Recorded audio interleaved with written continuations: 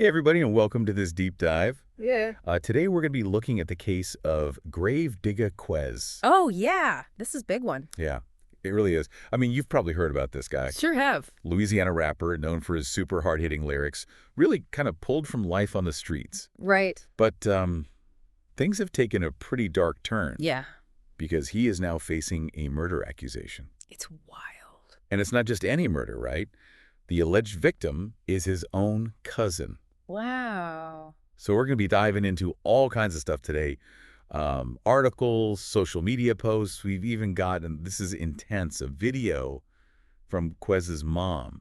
Oh, wow. Where she really lets him have it. Yeah, you don't often see that side of things. No, you don't. Like straight from a family member like that? Yeah, and it really highlights how music, family, and some incredibly difficult social issues have all kind of collided here in this case. Well, and that's what makes it so fascinating to me, right? Because it's a real-life example of this question that's been around forever.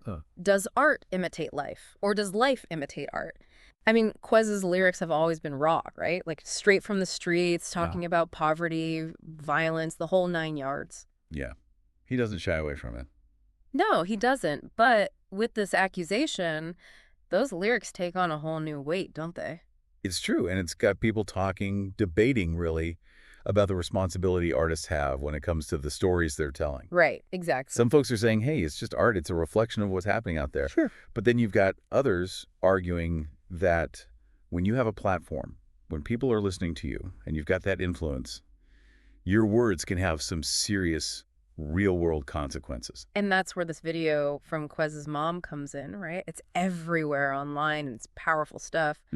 I mean, she's speaking directly to him, and the pain in her voice is just undeniable. Oh, absolutely. She says, and I'm going to quote her directly here, "You killed your own fig cousin, and you think that's something cool." I don't see funny about that. That's the reason my family's so divided now. I mean, just hearing that quote, it gives me chills. It's just raw grief, you know? Pure emotion. Laid bare for the world to see. And I think that's why it's resonating with so many people, because it's so real. Exactly. It's not polished. It's not filtered. No. It's just pure heartbreak. And it goes so much deeper than just her own pain, right? She's talking about the ripple effect of violence. Well, for sure. How it tears families apart, leaves these wounds that might never truly heal. You hit the nail on the head. This case forces us to really think about the wider consequences. I mean, the trauma doesn't stop with the victim. No. It spreads outward, you know? It touches the loved ones, the community, everyone. It's tragic. And it makes you wonder, were there already problems in this family? Yeah. I mean, did those tensions play some role in this tragedy? It's a good question. Because her words definitely hint at, more to the story. Definitely. A family that was struggling even before this happened. Yeah, and you also can't ignore the fact that Louisiana has a tragically high rate of gun violence. Oh, yeah. It's a serious problem. We're talking almost 20 people dying from gun violence every single week in that state.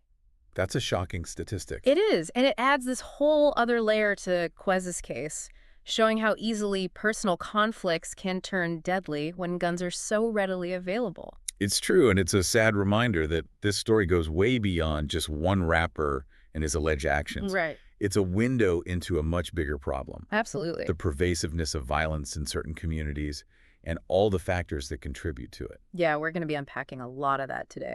We are. So buckle up, everybody. It's going to be a heavy one. You know, digging deeper into Louisiana, especially Baton Rouge, where Quez is from, you can't ignore the deep-rooted issues. Oh, absolutely. We're talking poverty, lack of opportunity, feeling stuck. Right, like there's no way out. Exactly, and that creates this pressure cooker, you know? Yeah. And violence becomes the outlet. Makes sense. It's like a vicious cycle, right? Yeah. All these social and economic factors, they just feed into each other. Exactly, it's hard to break free. So where does the music come in? Well, for a lot of artists, especially in the hip-hop, it's a way to process trauma, to express what they're going through, you know? Like their reality? Yeah, think about Tupac, Biggie, Kendrick Lamar. They've all used their music to shine a light on these tough realities. And Quez is doing the same thing, right? Yeah.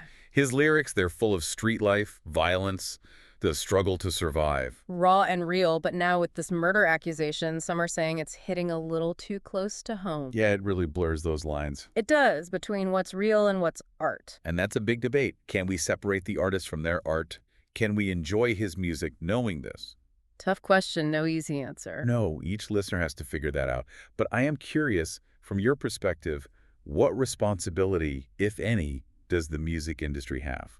Well, record labels are businesses at the end of the day. Right, they're there to make money. Yeah, they sign artists, promote their music, profit from it. But this case makes you wonder, do they have a moral obligation?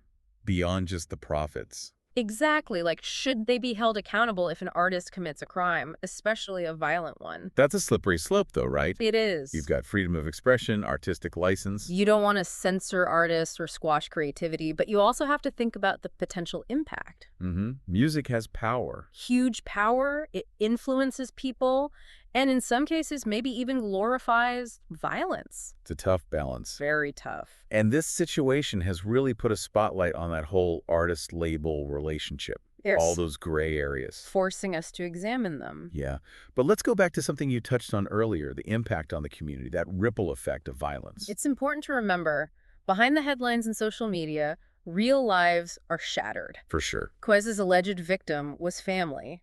His cousin. A family bond broken, that's a loss felt for generations. And we can't forget about his mother. No, absolutely not. That video, her grief, her anger. Raw. It's a stark reminder of the human cost. For sure. And she talked about her family being divided. Right, there's clearly a deeper pain there. Way deeper, a fracture that probably existed before this. Makes you wonder, did those tensions contribute to this? It's a valid question. Family dynamics can be messy. Incredibly complex. And sometimes those unresolved conflicts, they have devastating consequences. It's heartbreaking to think about. It really is. And while we can't know for sure what happened in that family, Right. one thing's clear, violence doesn't exist in a vacuum. Nope.